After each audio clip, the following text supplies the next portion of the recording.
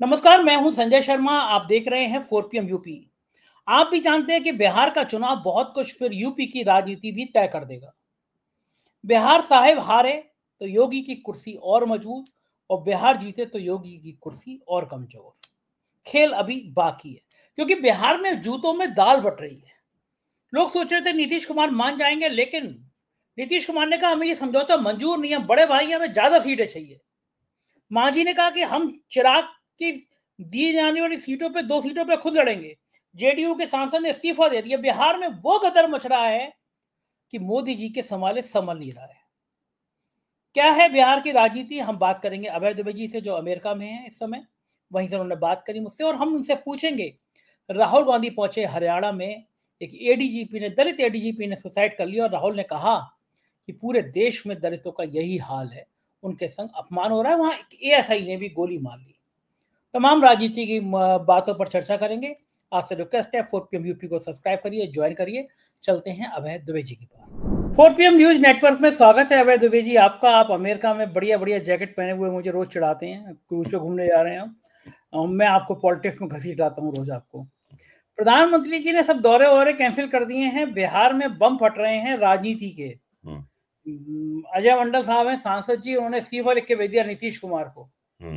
कि राजकिशोर कह रहे हैं कि ये कर क्या रहे हैं सीट बंटवारे में। जो सीटें हमने 500 से भी कम वोटों से हारी थी, वो काहे दे दी। कार्यकर्ताओं में बड़ा संतोष है। अमित शाह सुना है भागे भागे बिहार जा रहे हैं।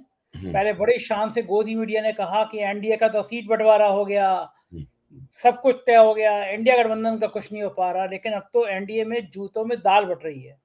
जिस नीतीश कुमार को बड़ा कमजोर समझ रहे थे, और नीतीश कुमार ने मिलने से, बात करने से मना कर दिया है। 101 सीटें बराबर बराबर का संतुलन। नीतीश कुमार के सूत्र बता रहे हैं, करीबी सूत्र बता रहे हैं कि नीतीश कुमार ने कह दिया कि मैं बड़े भाई की भूमिका में रहूंगा। चिराग पासवान की ज्यादा सीटें देने से नाराज मांझी ने कह दिया कि हम चिराग पासवान की 2 सीटों पर अपने उम्मीदवार उतार देंगे। ऐसा ऐसा नजारा हो रहा है बिहार में। क्या लग रहा है ये वोट चोरी का जो मुद्दा आया है, जिसने बीजेपी के नेताओं को, एनडीए के नेताओं को बता दिया जमीन खिसक रही है, ये नाराजगी है, या नीतीश कुमार को लग रहा है कि जिस तरह नीतीश कुमार को बीजेपी साइड लाइन करना चाह रही है, किनारे करना चाह रही है बराबर बराबर सीटें लेकर, और बाद में शिंदे की तरह नीतीश कुमार को दूध में पड़ी मक्खी की तरह निकालने की प्लानिंग है। उसका कुछ रणनीति है। बिहार में क्या होने जा रहा है और आपको क्या लग रहा है इसके अंजाम क्या होगा? देखिए, नीतीश कुमार का शारीरिक स्वास्थ्य जो भी खराब हो, मेरे पास उसकी कोई पुख्ता मेडिकल रिपोर्ट नहीं है, मैं विश्वास के साथ नहीं कह सकता उनका क्या स्वास्थ्य खराब है, चर्चाएं चलती रहती हैं। लेकिन उनका राजनीतिक स्वास्थ्य बिल्कुल ठीक है। जहां तक राजनीतिक रणनीति का सवाल है, उन्होंने, मेरा मानना यह है कि उन्होंने लोकसभा चुनाव से पहले से एक भी गलत कदम नहीं उठाया है, और हर कदम में उनको राजनीतिक लाभ हुआ है। लोकसभा चुनाव में हम लोग मानते थे कि जनता दल यूनाइटेड कमजोर पहलू है एनडीए का, लेकिन वो कमजोर पहलू नहीं साबित हुए, उनका प्रदर्शन अच्छा हुआ, और उन्होंने सीटें भी बराबर हासिल की। मोदी को मजबूर किया सीटें बराबर दें, इस बार फिर दोबारा सीटें हासिल की। अंदाजा लगाया जा रहा था कि महाराष्ट्र वाला फार्मूला अमित शाह यहाँ पे अपनाएंगे, और आके पहले जितने भी पार्टनर हैं उनको धमकाएंगे कि तुम, भाजपा सबसे ज्यादा सीटों पे लड़ेगी, लेकिन ये कुछ नहीं हुआ। तो अब नीतीश कुमार को क्या दिख रहा है? नीतीश कुमार को दिख ये रहा है कि भारतीय जनता पार्टी ने 101 सीटों की घोषणा तो कर दी है, लेकिन भारतीय जनता पार्टी चिराग पासवान के टिकट पर अपने आदमियों को लड़ा रही है। चिराग पासवान की पार्टी से भाजपा के कई उम्मीदवार उतरे हुए हैं। उसमें पूरा दांव यह है कि चिराग पासवान और भाजपा के लोग मिलकर इतना जीतें ताकि नीतीश कुमार की, अगर एनडीए की सरकार बनने की स्थिति बनती है तो नीतीश कुमार की छुट्टी कर दी जाए। ये सब लोगों को साफ दिख रहा है और अब पूरी तरीके से स्पष्ट हो गया है। अब इससे किसी प्रमाण की आवश्यकता नहीं है। प्रत्यक्ष किम प्रमाणम जो कहा जाता है ना, कि प्रत्यक्ष को प्रमाण की कोई आवश्यकता नहीं है। ये सामने घटित हो रहा है। चिराग पासवान और भारतीय जनता पार्टी मिलकर नीतीश कुमार की राजनीतिक पारी का मुख्यमंत्री के तौर पर अंत कर देना चाहते हैं। अंत करने के उन्होंने पूरी बिसात बिछा दी है, मोहरे उन्होंने रख लिए हैं। अब होगा ये कि जो महाराष्ट्र मॉडल है चुनाव लड़ने का, महाराष्ट्र मॉडल का पहला हिस्सा तो उस तरह नहीं लागू हो पाया, लेकिन दूसरा हिस्सा अब लागू करेंगे चुनाव के बाद, जिसमें अपने सहयोगी दलों में भाजपा अपने लोगों को लड़ाएगी। इस तरह कुल मिलाकर देखा जाए तो आप चिराग पासवान के भी जितने भी एमएलए जीतेंगे वो भी आप भाजपा के एमएलए मानिए। तो चिराग पासवान और भाजपा मिलकर सरकार बना लेंगे। फिर अगर सरकार बनने की नौबत आती है और नीतीश कुमार की छुट्टी, भाजपा अपना मुख्यमंत्री बनाने का भाजपा का जो सपना था बिहार में, वो सपना अगर वो चुनाव जीतते हैं तो इस बार वो साकार करके मानेंगे, और ये चीज नीतीश कुमार को साफ दिख रही है। दूसरे, नीतीश कुमार ने जिन जिन सीटों जिन जिन हम लोग यहाँ पर निर्वाचन क्षेत्र के आधार पर चर्चा कर नहीं सकते, उतना समय भी नहीं होता है, मतलब है कि नहीं, और उसके लिए खास तैयारी की जरूरत भी पड़ती है। लेकिन ये बात सही है कि जनता दल यूनाइटेड में भी असंतोष है, उपेंद्र कुशवाहा की पार्टी में भी असंतोष है, जीतन राम मांझी में भी असंतोष है। ये सब लोग असंतुष्ट हैं और अपना असंतोष लगातार व्यक्त कर रहे हैं। किसी न किसी रूप में जब चुनावी मुहिम शुरू होगी और वोटों के ट्रांसफर का सवाल आएगा, तब ये सब चीजें उसमें दिखाई पड़ेंगी और एक ऐसी स्थिति बनेगी जो मैं समझता हूं कि एनडीए के लिए नुकसानदेह होगी। अब जहां तक ये गोदी मीडिया कहना है कि भाई महागठबंधन का ये नहीं हुआ, वो नहीं हुआ, मुझे नहीं लगता कि महागठबंधन में सीटों को लेकर कोई दिक्कत होगी। मुख्य तौर पर कांग्रेस और आरजेडी के बीच में फैसला होना है, और उसके लिए जहां तक मुझे जानकारी मिली है कि तेजस्वी दिल्ली गए हैं और वो इस वक्त दिल्ली में ही होंगे मेरे ख्याल से। कल तक तो यही मेरे पास सूचना थी, आप ज्यादा सूचना बेहतर बता सकते हैं। हाँ, तो वहां पे बातचीत हो रही है, और जैसे ही इन दोनों के बीच में तय होता है, उसके बाद महागठबंधन की सीटों की भी घोषणा हो जाएगी, और महागठबंधन में जो घटक दल हैं उनके बीच में वोटों का ट्रांसफर एनडीए के मुकाबले ज्यादा स्मूथ होगा। ये लग तो रहा है कि शायद बातचीत फैसले किसी मुकाम तक आ सकती है, लेकिन नीतीश कुमार की पार्टी के अंदर ये जो बगावत बवंडर मच रहा है, नीतीश कुमार की पार्टी के लोग नाराज हैं। जैसे सांसद अजय मंडल ने तो इस्तीफा तक भिजवा दिया नीतीश कुमार को। तो नीतीश कुमार भी क्या एक दबाव की राजनीति झेल रहे हैं अपनी पार्टी के अंदर, या उनको दबाव में लेने की मोदी गवर्नमेंट कोशिश कर रही है, और नीतीश कुमार क्या निकल पाएंगे इस दबाव की राजनीति से? देखिए, जहां तक उनकी अपनी पार्टी का सवाल है, नाराजगी वगैरह स्वाभाविक है, हमेशा ही सीटों के बंटवारे के सवाल पर होती है। सीटों के बंटवारे में पहला प्रश्न तो संख्या का होता है, तो दूसरा सवाल होता है कि जो संख्या प्राप्त हुई उसमें सीट कौन सी हो, मतलब किस क्षेत्र से हमारा उम्मीदवार खड़ा होगा। संख्या तो दे दी, लेकिन मन की सीटें नहीं मिलती हैं, तो उसके ऊपर कुछ विवाद इस तरह के चलते हैं, हमेशा ही होते हैं। गठजोड़ में ज्यादा दिखाई पड़ते हैं, और पार्टियों के भीतर भी होते हैं, पार्टियों के बाहर भी होते हैं। मुझे लगता है कि यही वो मुकाम होता है जहां पर सभी पार्टियां अपने अपनी दावेदारी को अंतिम रूप देती हैं और अपने असंतोष को भी व्यक्त करती हैं, और उससे तय हो जाता है कि आगे चुनावी मुहिम चलेगी तो उसका पूरा ढांचा क्या होगा चुनावी मुहिम का, और उसका पूरा किरदार क्या होगा। तो ये जीतन राम मांझी ने तो पहले भी कहा था कि अगर हमें हमारे मन की सीटें नहीं मिली तो हमारे हर कितने निर्वाचन क्षेत्रों की संख्या उन्होंने गिनाई थी कि हर निर्वाचन क्षेत्र में हमारे पास इतने हजार वोट हैं, और हम दूसरी जगहों से भी अपने उम्मीदवार लड़ाएंगे। तो जो पिछले विधानसभा चुनाव में एनडीए का जो गठन था और एनडीए में दलों के बीच में जो एक आपसी समझदारी थी, वो समझदारी इस वक्त नहीं दिखाई पड़ रही है। और चूंकि इस बार महागठबंधन ज्यादा जोश के साथ लड़ रहा है, अधिक योजना के साथ लड़ रहा है, उसने दो बड़ी यात्राएं निकाली हैं, वोटर अधिकार यात्रा और बिहार अधिकार यात्रा निकाली है। आप देखिए, एनडीए की तरफ से इस प्रकार के कोई कार्यक्रम नहीं लिए गए हैं। एनडीए का जनसंपर्क की शैली जो है वो और महागठबंधन की जनसंपर्क की शैली में काफी फर्क है दोनों के बीच में। मुझे लगता है कि जो जनता दल यूनाइटेड के भीतर जो असंतोष और तनाव है, नीतीश उससे तो निपट लेंगे, लेकिन भाजपा के साथ उनका जो खेल बिगड़ रहा है उसका परिणाम क्या होगा, ये अंदाज लगाना अभी थोड़ा मुश्किल है। नीतीश कुमार की पार्टी के एक नेता ने जानकारी दी कि नीतीश कुमार पैक हो गए, मिल नहीं रहे हैं, और जब नाराजगी की खबर आई कि प्रेस कॉन्फ्रेंस नहीं हो पाई एनडीए की और नीतीश नाराज हैं, और नीतीश ने कहा सवाल ही नहीं है, हम बड़े भाई की भूमिका में, हमें ज्यादा सीटें चाहिए। सुनने में आया कि मोदी जी ने फोन किया, फोन रिसीव नहीं किया उन्हें, और उसके बाद पूरे एनडीए पे हड़कंप मच गया कि एंड टाइम पे गेम ना हो जाए। अब ये कितनी का पुष्ट है मैं कह नहीं सकता, लेकिन चर्चा है। देखिए, गेम हो सकता है, मैं हमेशा कहता रहा हूं, और मैंने 4 PM के मंच पे कहा भी है कि नीतीश कुमार के पास एक सिक्स सेंस है पॉलिटिक्स का, एक छठी इंद्री नीतीश कुमार के पास है, जिसके जरिए वो बातें, उन बातों की टो ले लेते हैं जिन बातों की टो और कोई नहीं ले पाता, और फिर वो तय करते हैं और पलटी भी मारते हैं। इस बात का कई बार कर चुके हैं, और अब फिर नहीं करेंगे इसकी कोई गारंटी नहीं है। ये जो मौका है पलटी मारने का, वो बहुत माकूल मौका नहीं है, मैं ये भी मानता हूं। पलटी ज्यादा तब मारी जा सकती है जब चुनाव गया, तो काफी पहले मारी जाती, बिल्कुल एन चुनाव पर नहीं मारी जाएगी पलटी। लेकिन नीतीश कुमार कुछ भी कर सकते हैं, और वो उनके कुछ करने के पीछे एक सबसे बड़ा एक फैक्टर ये होगा कि महागठबंधन की तरफ से उनको क्या करने की गुंजाइश प्रदान की जाती है। क्योंकि इस बार महागठबंधन अगर नीतीश कुमार महागठबंधन के साथ आएंगे भी, तो इस बार महागठबंधन उनको मुख्यमंत्री की कुर्सी का प्रस्ताव नहीं देगा। भाई कब तक नीतीश कुमार को वो लोग मुख्यमंत्री बनाते रहेंगे? ये भावना जो भाजपा में है, भाई हम कब तक नीतीश कुमार को मुख्यमंत्री बनाते रहेंगे, ये भावना महागठबंधन में भी है। महागठबंधन भी 2 बार नीतीश कुमार को मुख्यमंत्री बना चुका है, भाजपा ज्यादा बार बना चुकी है, 2 बार। तो नीतीश कुमार के सामने चुनौती यह है कि वो मुख्यमंत्री की कुर्सी चुनाव के बाद कैसे प्राप्त करें। भाजपा भी उन्हें मुख्यमंत्री कुर्सी देने को तैयार नहीं है, और महागठबंधन भी देने को तैयार नहीं है। ये बात काफी कुछ स्पष्ट हो चुकी है, और ये नीतीश कुमार के लिए एक अच्छा संकेत नहीं है।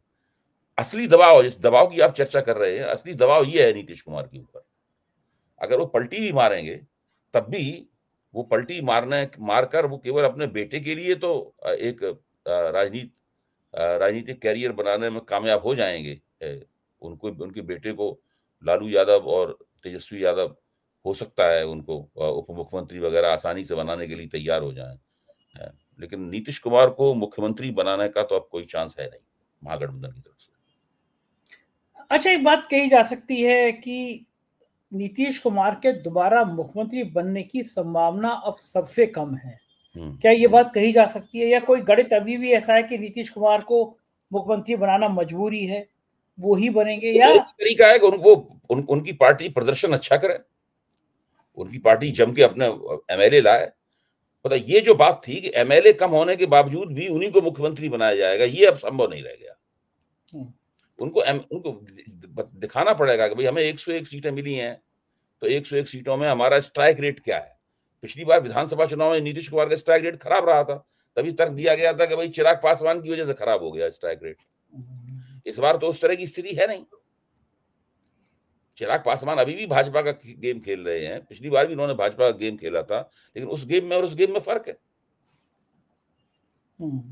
ये बड़ी चर्चा हो रही है कि चिराग पासवान की पार्टी से जो है वो बीजेपी के नेता लड़ रहे हैं चुनाव, आप जो कह रहे हैं, क्या ये अगर ऐसा हुआ तो गेम प्लान चेंज हो सकता है, बदल सकता है आखिर में? नहीं, वो तो गेम, ये तो बिल्कुल स्पष्ट है, सब लोग इस बात को जानते हैं। आप बिहार के किसी अनुभवी पत्रकार से बात कीजिए, वो सीटें भी गिना देगा। इन सीटों के ऊपर जो है ना, वो भाजपा के उम्मीदवार हैं जो चिराग पासवान के टिकट से लड़ रहे हैं, वो सब पता लग चुका है सबको। अच्छा, ये बताइए अभय जी कि हमारी टीम के रिपोर्टर हैं क्षितिज कांत, वो लखनऊ से गए हैं बिहार कवर करने के लिए। अभिषेक वहां पे पटना के हमारे स्थानीय संपादक हैं। ये लोग एक जानकारी और दे रहे थे, जो लोकसभा चुनाव में हुआ वही बिहार में नजर आ रहा है कि आरएसएस के लोग बहुत ज्यादा मन से जुटे नहीं है चुनाव में।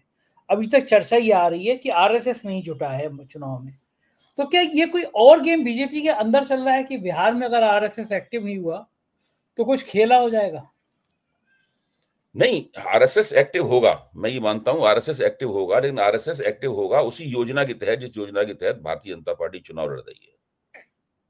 आरएसएस रणनीतिक रूप से ये तय करेगा कि किन किन सीटों पे उसे चुनाव को एनडीए के पक्ष में पलटने की कोशिश करनी चाहिए, या वो करेगा कोशिश। तो भाजपा के तो उम्मीदवार जहां जहां लड़ रहे होंगे, चिराग पासवान के उम्मीदवार जहां जहां लड़ रहे होंगे, वहां पे आरएसएस के लोग जम के काम करेंगे, तो वो तो बिल्कुल तय बात है। फिर उसके बाद वो देखेंगे कि जो हमारे पार्टनर्स हैं, उन पार्टनर्स में कौन कौन सी सीटें ऐसी हैं जिन सीटों पे हमें काम करना चाहिए, जिन सीटों पे काम नहीं करना चाहिए। देखिए, अब आरएसएस की स्थिति सोचिए। आरएसएस को जब भी अपने वजूद पे खतरा मंडराता है, तब तो राजनीतिक रूप से बहुत वो एक्टिव होता है। इस वक्त राहुल गांधी ने, जो केरल में एक आईटी प्रोफेशनल ने आत्महत्या की है, और जो अंतिम उसने इंस्टाग्राम पे पोस्ट लिखी है, और आरएसएस में बच्चों के यौन शोषण का आरोप आरएसएस के ऊपर लगा है, तो ये बहुत गंभीर आरोप है। कांग्रेस ने खुल के ये आरोप लगाया है। तो आरएसएस के पूरे आरएसएस की प्रतिष्ठा इस वक्त संकट में है। तो ऐसे में आरएसएस बिल्कुल नहीं चाहेगा कि एनडीए बिहार का चुनाव हार जाए, या एनडीए का कमजोर प्रदर्शन हो। हर कीमत, अगर राहुल गांधी ने ये आरोप भी लगा, इस आरोप को राजनीतिक रूप भी दिया, सार्वजनिक जीवन में भी ले गए, और बिहार का चुनाव भी अगर मान लीजिए महागठबंधन जीत गया तो बहुत मुश्किल हो जाएगी इन लोगों के लिए। इसलिए अब राष्ट्रीय स्वयंसेवक संघ जम के वहां पर अपने लोगों को उतारेगा और पूरी कोशिश करेंगे वो, लेकिन उनकी कोशिश भारतीय जनता पार्टी की जो योजना है उस योजना के मुताबिक होगी, नीतीश कुमार की योजना के मुताबिक नहीं होगी। अच्छा, तो ये मान लिया जाए कि अब पार्टी का राष्ट्रीय अध्यक्ष तो बिहार के नतीजों के बाद ही बनेगा या उससे पहले भी मिल सकता है? पार्टी का राष्ट्रीय अध्यक्ष कब बनेगा किसी को कुछ नहीं पता है।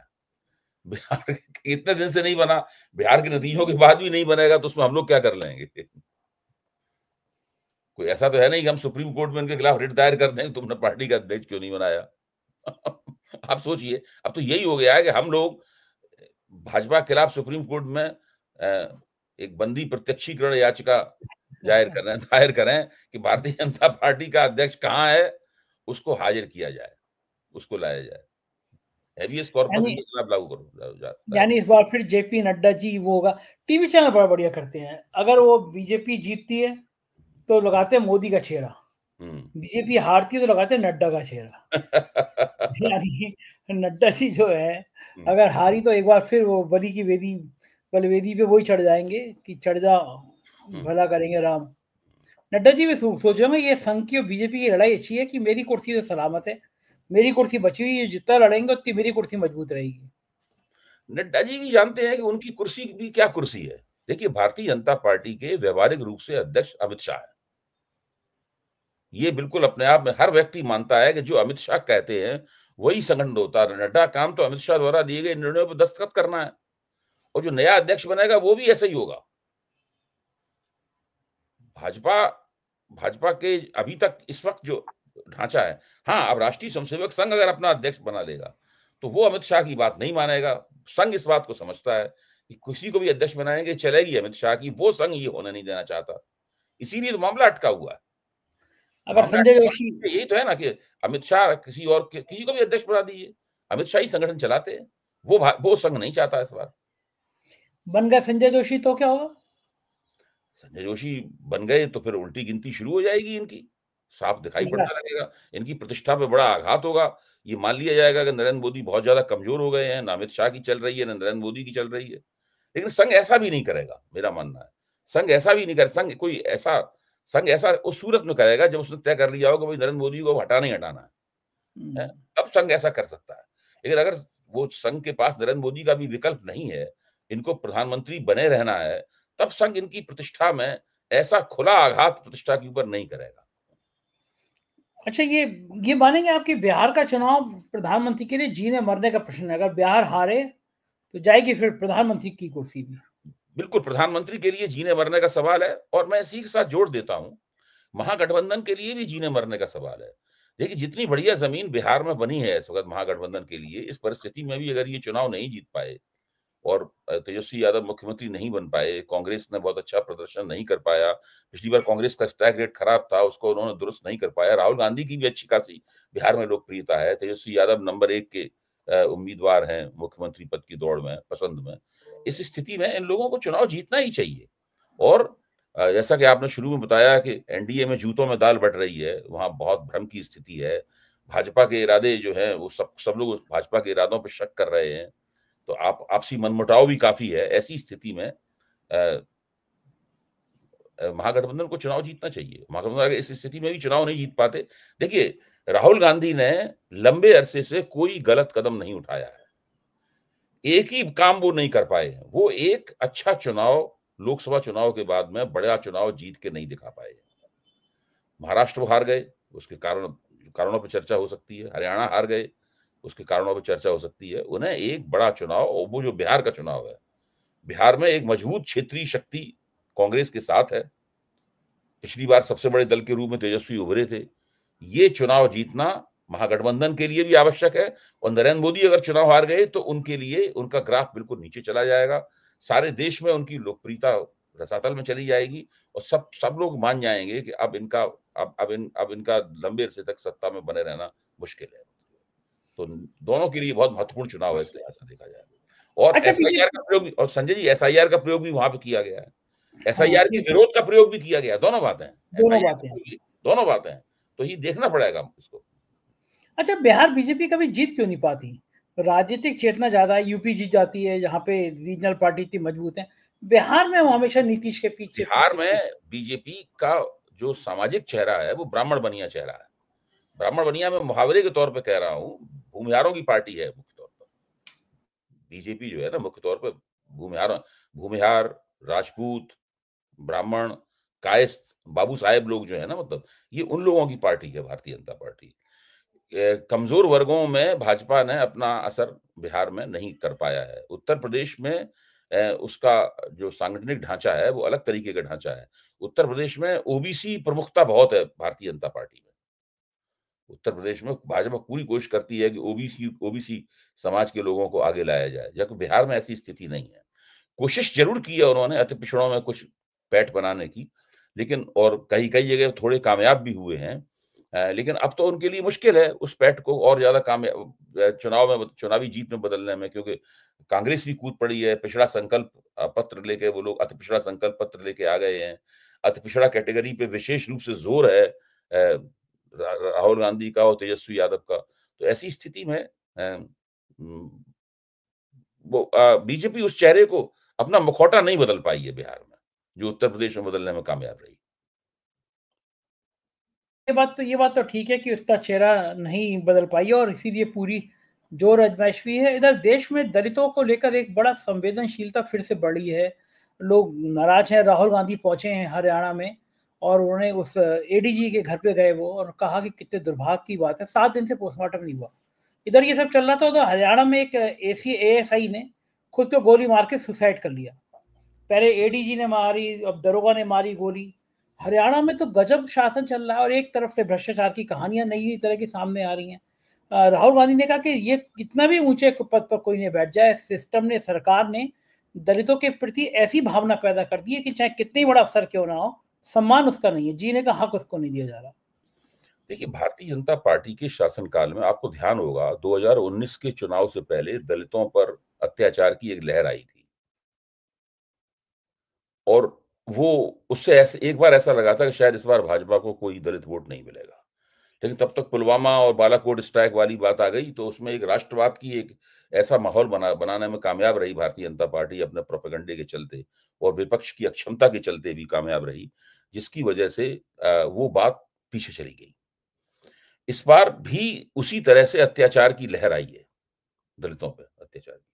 और भारतीय जनता पार्टी के सामने जब ये शिकायत रखी जाती है कि भाई आपके शासनकाल में दलितों पे अत्याचार 2014 के बाद बहुत बढ़े हैं और भाजपा शासित राज्यों में भी, देखिए जो कानून व्यवस्था का मसला है वो तो राज्यों का मसला है। तो ये तो राज्यों को चाहिए कि भाई अपने इलाके में, अपने अपने क्षेत्र में कानून व्यवस्था इतनी चाक चौबंद रखें कि दलितों के ऊपर अत्याचारों की रोकथाम हो। जब भाजपा के सामने ये बात रखी जाती है तो भाजपा इस तरह के तर्क देती है कि जागरूकता बढ़ रही है इसलिए रिपोर्टिंग ज्यादा हो रही है दलितों की, ये इस प्रकार तर्क।